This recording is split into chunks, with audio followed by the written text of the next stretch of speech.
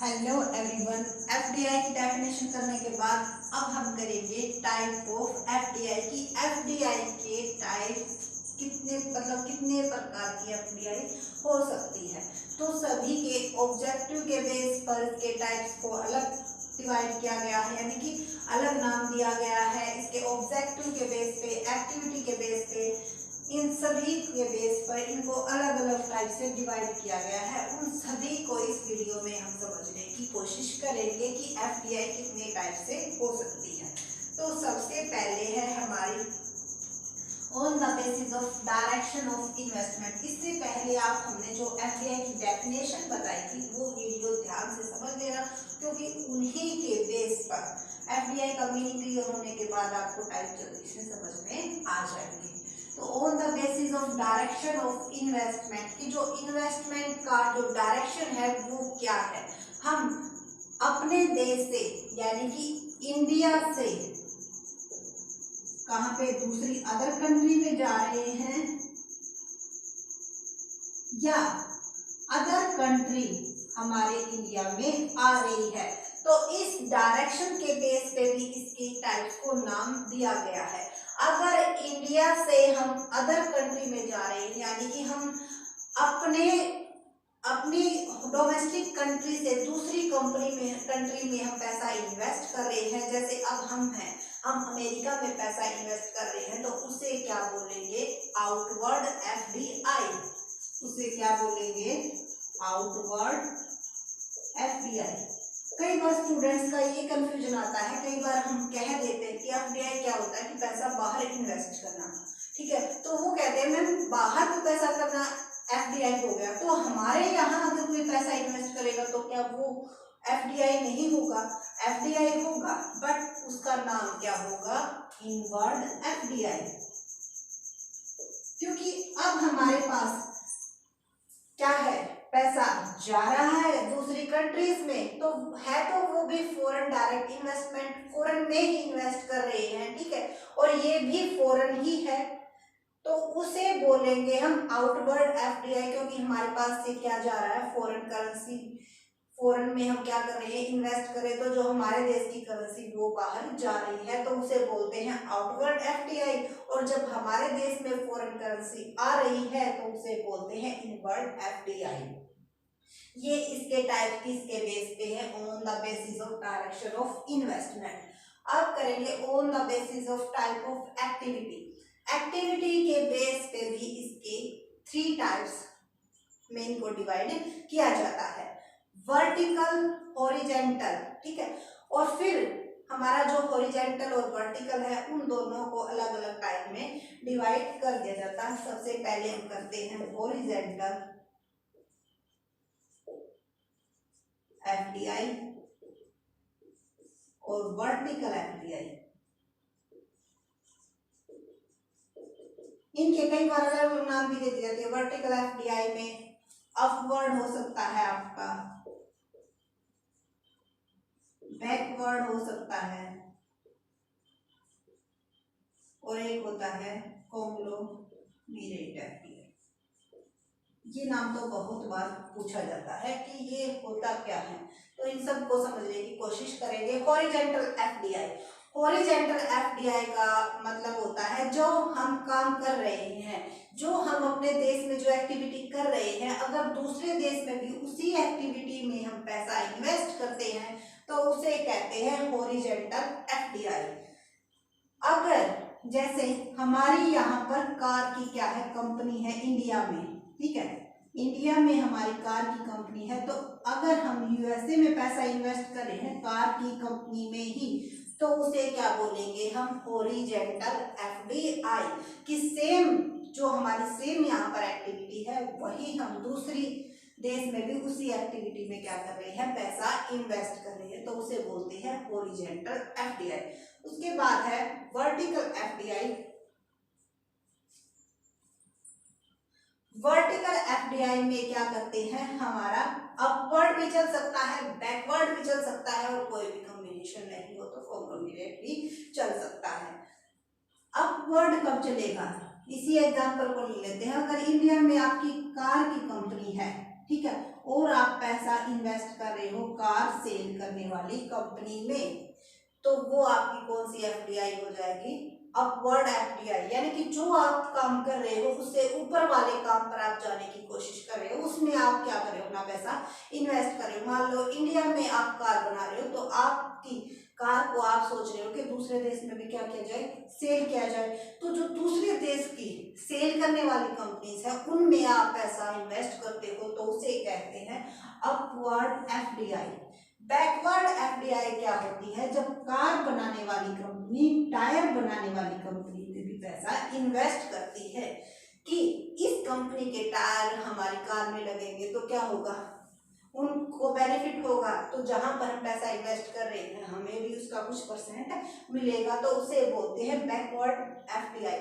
जो एक्टिविटी आप कर रहे हो उससे नीचे वाली एक्टिविटी में भी आप पैसा इन्वेस्ट कर रहे हो, तो उसे बोलते हैं बैकवर्ड एफडीआई। उसके बाद कॉन्ग्लोमरेट, इसका मतलब होता है कोई भी आपस में रिलेशन है ही नहीं।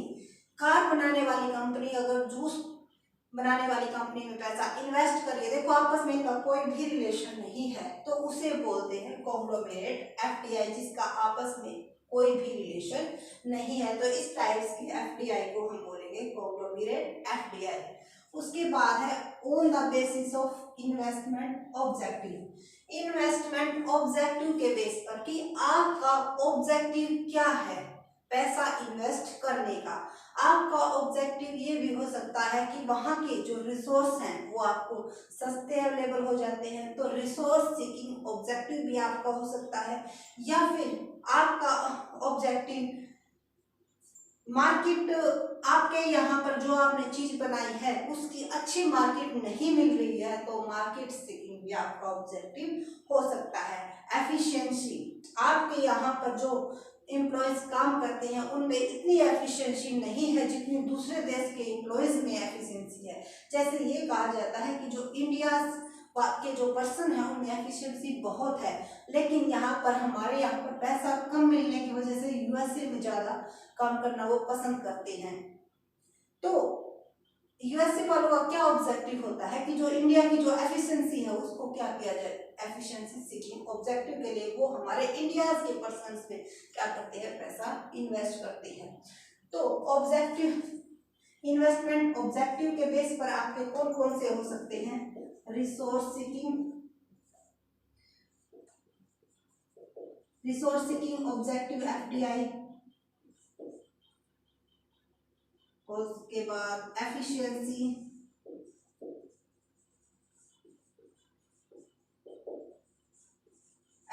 ऑब्जेक्टिव हो सकता है, और आपका हो सकता है market seeking objective, market seeking FDI, sorry FDI बोलेंगे हम फिर, क्योंकि एफडीआई के टाइप करें तो नाम भी एफडीआई आएगा। जब रिसोर्स सीकिंग आपका क्या होता है कि जहां पर सस्ते रिसोर्स, जैसे कि हम मान लो कार ही बना रहे हैं तो किसी दूसरे देश में वो जैसे टायर्स वगैरह या फिर उसके जो पार्ट्स होते हैं वो सस्ते अवेलेबल होते हैं, तो उसमें अगर पैसा इन्वेस्ट करते हैं तो उसे बोलते हैं रिसोर्स सीकिंग, क्योंकि उस टाइम हमारा जो ऑब्जेक्टिव है वो क्या है? Resource seeking. तो एक एफडीआई के कई नाम भी हो सकते हैं, जैसे कई बार स्टूडेंट से कहते हैं मैम, अगर यही एग्जांपल देती हूँ मैं कि कार बनाने वाली कंपनी अगर टायर बनाने वाली कंपनी में पैसा इन्वेस्ट करती है क्योंकि वहां पे टायर सस्ते बन रहे हैं, तो उसे रिसोर्स सीकिंग बोलेंगे। तो उसे क्या हम वर्टिकल में अपवर्ड एफडीआई नहीं बोल सकते, अपवर्ड नहीं बैकवर्ड एफडीआई भी बोल सकते हैं। तो एक ही एफडीआई के नाम कई कई हो सकते हैं, उस एग्जांपल को हम उसमें भी यूज कर सकते हैं। एफिशिएंसी सीकिंग, जब हम एफिशिएंसी को यूज करने के लिए वहां पर पैसा इन्वेस्ट करते हैं तो उसे बोलते हैं एफिशिएंसी सीकिंग एफडीआई।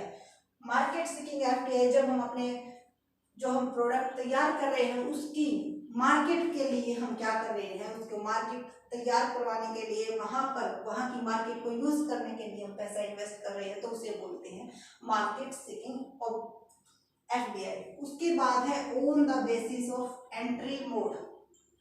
एंट्री के बेस पर कि आपने एंट्री किसी नई कंपनी में की है या फिर मतलब आप कोई नई कंपनी वहां पर स्टेबलाइज कर रहे हो, या जो कंपनी पहले से ही तैयार है उस कंपनी में आप पैसा इन्वेस्ट कर रहे हो, तो इसके बेस पर होती है ग्रीनफील्ड एफडीआई और सेकंड होती है ब्राउनफील्ड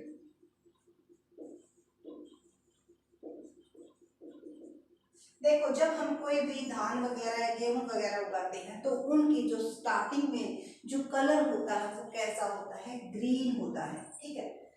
उसी के बेस पर इनका नाम रखा गया है ग्रीनफील्ड। और जब वो पककर तैयार हो जाते हैं तो उनका रंग कैसा हो जाता है, ब्राउन हो जाता है।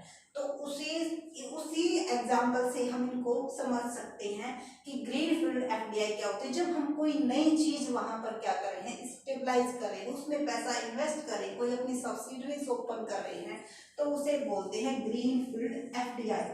और ब्राउनफील्ड एफडीआई में आप मर्जर या फिर एक्विजिशन यानी कि किसी दूसरी कंपनी में आप मर्ज होने के लिए पैसा इन्वेस्ट कर रहे हैं, किसी पुरानी कंपनी को खरीद रहे हैं, उसमें पैसा इन्वेस्ट कर रहे हैं, तो उसे बोलते हैं ब्राउनफील्ड एफडीआई।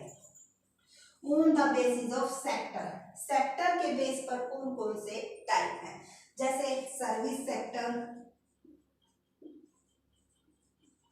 एफडीआई। जब आप सर्विस सेक्टर में पैसा इन्वेस्ट करते हो तो उसे बोलते हैं सर्विस सेक्टर एफडीआई।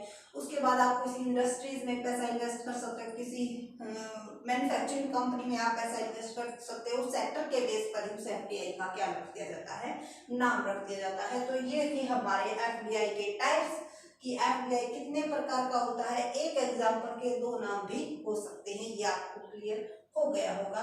कई बार एग्जाम्पल के थ्रू पूछ लिया जाता है और कई बार ये पूरा का पूरा बड़ा क्वेश्चन आ जाता है। तो इनमें से जो सबसे इंपॉर्टेंट था वो कॉन्ग्लोमरेट, इसका एग्जाम्पल बहुत बार पूछा जाता है। जब अनरिलेटेड हम मार्केट में या फिर अनरिलेटेड कंपनी में पैसा इन्वेस्ट करते हैं तो उसे कॉन्ग्लोमरेट एफडीआई कहते हैं। अब इसके बाद फॉरेन डायरेक्ट इन्वेस्टमेंट के मोड क्या क्या है, इसमें हम कैसे पैसा इन्वेस्ट कर सकते हैं। कहने का मतलब क्या है कि एफडीआई में अगर हम किसी दूसरे देश में पैसा इन्वेस्ट करना चाह रहे हैं तो देखो उनकी एक लिमिट होती है, ठीक है। किसी चीज पर तो कुछ चीजें तो ऐसी हैं जैसे कि आपके जो ये सिगरेट वगैरह है इन पे तो पैसा आप इन्वेस्ट कर सकते ही नहीं, निधि कंपनी है, बहुत सारे चिट फंड है, बहुत सारी ऐसी चीजें हैं जो रिस्ट्रिक्टेड है जहां पर आप पैसा इन्वेस्ट कर ही नहीं सकते। और बहुत सारी फील्ड ऐसी है जिसमें आप पैसा इन्वेस्ट कर सकते हो। तो कई बार एक वर्ड यूज किया जाता है गवर्नमेंट रूट, ठीक है। तो वो गवर्नमेंट रूट क्या होता है, प्रोहिबिटेड वर्ड यूज किया जाता है, उसका मतलब क्या होता है, उन सभी को समझने की हम कोशिश करेंगे।